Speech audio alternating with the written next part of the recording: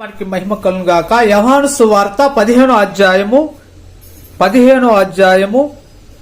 26 వచనమండి. ఆదరణకర్త అనగా తండ్రి నామమున పంపబో పరిశుద్ధాత్మ సమస్తమును మీకు బోధించి నేను మీతో చెప్పిన సంగతులన్నిటిని మీకు జ్ఞాపకం చేయును.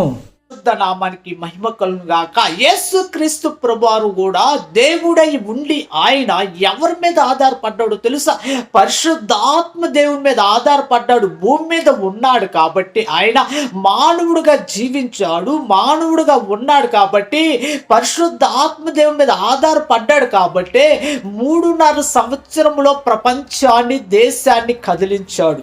ఎక్క చెల్లి తమ్ముడు అన్న ఈ మాటలు వింటున్న నీవు నీ జీవితంలో కూడా పరిశుద్ధాత్మ దేవుడు బోధించే బోధకును అలవాటు పడితే, ఆయన బోధను వింటే, వ్యక్తిగతంగా కూర్చొని ఆయన దగ్గర ఆయన బోధ ప్రతి రోజును వింటూ ఉంటే ఆయన జ్ఞానము నీలోకి వస్తుంది.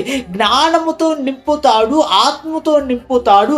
ఈ ప్రజలకు కావలసిన మాటలు ఆయన బోధిస్తాడు. ప్రకచలితంలో ఈ మాటలు వింటున్న నీవు పేతురు ఒక్క ప్రసంగం చేస్తే 3,000 మంది రక్షింపబడ్డారంటే కారణం ఏందో తెలుసా?